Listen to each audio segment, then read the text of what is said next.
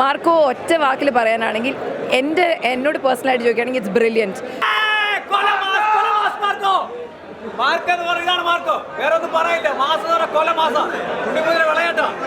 ഈ വർഷത്തെ Christmas Marco കൊണ്ടുപോയി. മാർക്കോ തൂക്കി. Unni Mukundan nailed it. Unni Mukundan and every way he justified the action hero role. നന്നായി ചെയ്തിട്ടുണ്ട്.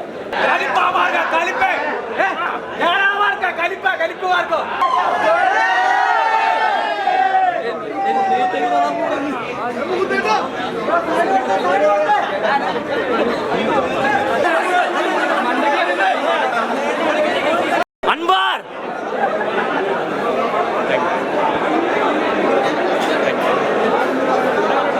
അടിപൊളി, പക്കാ മാസ് എൻ്റർടൈൻ, ഒന്നും പറയാല്ല. അടിപൊളിയാണ്, പക്കാ മാസ്, ഒരു ഇൻ്റർനാഷണൽ ലെവലാണ് പടം. അതെ, ഒരു മാസം എൻട്രി ഉണ്ട്. അവസാനത്തെ ക്ലൈമാക്സ് ഫൈറ്റ് സൂപ്പറായിട്ടുണ്ട്, ഒന്നും പറയാനില്ല. എല്ലാവരും കാണണം പടം.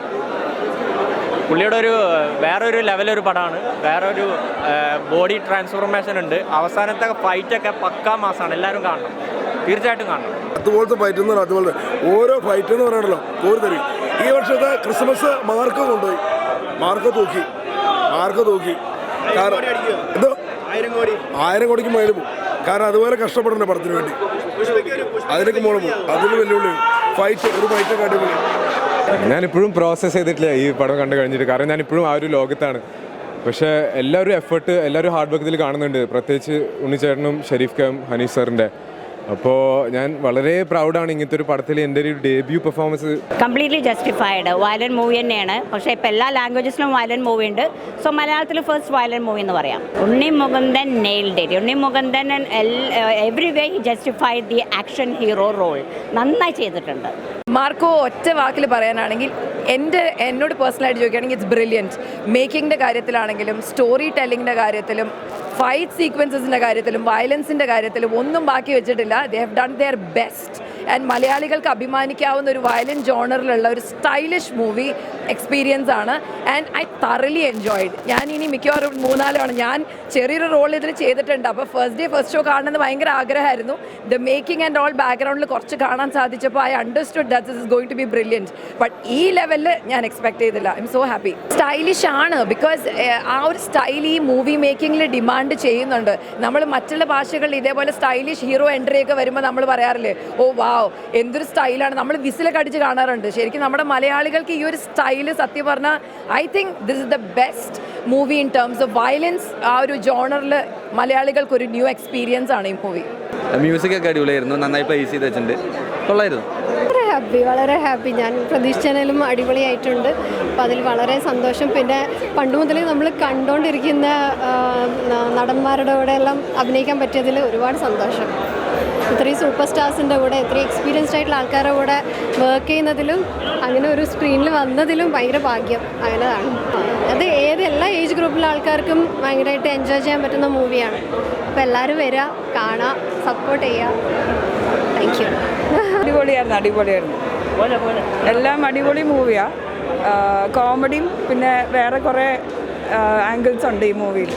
മാർക്കോ നമ്മുടെ മലയാളത്തിൽ നിന്ന് എക്സ്ട്രാ ഓർഡിനറി ഒരു മൂവി എന്ന് വെച്ചാൽ നമ്മൾ മലയാളത്തിൽ ഇങ്ങനത്തെ പടം കണ്ടിട്ടില്ല, സീരിയസ്ലി കണ്ടിട്ടില്ല.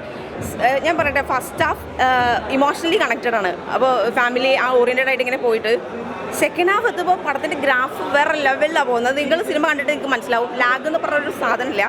അത് മാത്രമല്ല, നമുക്ക് എന്താ പറയുക, ഉണ്ണീൻ്റെ സ്റ്റൈൽ, ഉണ്ണീൻ്റെ പെർഫോമൻസ്, ജഗദീഷ് ചേട്ടൻ്റെ പെർഫോമൻസ് ഒരു രക്ഷയില്ല. സിദ്ദീഖ് പുള്ളി അറിയാലോ, നമുക്ക് ഓൾവേസ് അറിയാം, നന്നായിട്ട് അഭിനയിച്ചിട്ടുണ്ട്. ആക്ഷൻ സിനിമ എന്ന് പറഞ്ഞാൽ ലിറ്ററലി ആക്ഷൻ മൂവിയാണത്. അറിയാലോ, എത്ര ആ ഫൈറ്റ് സീൻസൊക്കെ നിങ്ങൾ പടം കണ്ടിട്ട് നിങ്ങൾക്ക് മനസ്സിലാവില്ലേ. ഉണ്ണി ഭയങ്കരമായിട്ട് അധ്വാനിച്ചിട്ടുണ്ട്, നന്നായിട്ട് പണിയെടുത്തിട്ടുണ്ട് ഇത് ചെയ്യാൻ വേണ്ടിയിട്ട്. പിന്നെ എന്തുവാ പറയണ്ടേ, ഇതിൽ അഭിനയിച്ചിട്ടില്ല എല്ലാവരും. പിന്നെ ഡയറക്ടറിൻ്റെ കാര്യം അറിയാലോ, നമുക്ക് സ്റ്റൈലും കാര്യങ്ങളൊക്കെ. പിന്നെ എനിക്ക് തോന്നുന്നു ഇതിൽ യങ്സ്റ്റേഴ്സാണ് കൂടുതൽ. നിങ്ങൾക്ക് മനസ്സിലാവും, യങ്സ്റ്റേഴ്സിനെ ബൂസ്റ്റ് ചെയ്യണ കുറേ കാര്യങ്ങളില്ലേ ഇതിൽ.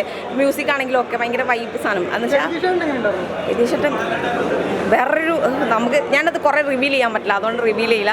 പടം കാണാൻ എന്താണ് പുള്ളി ചെയ്യണമെന്ന് നമുക്കറിയണ്ടേ. ഓക്കെ. പിന്നെ ഇതിൽ ഉള്ള ഓരോരുത്തരും വളരെ അടിപൊളിയായിട്ട് ഇങ്ങനെ സ്റ്റൈലായിട്ട് കാസ്റ്റ് ചെയ്ത് വെച്ചിട്ടുണ്ട്. നന്നായിട്ടുണ്ട്. നല്ല പടം.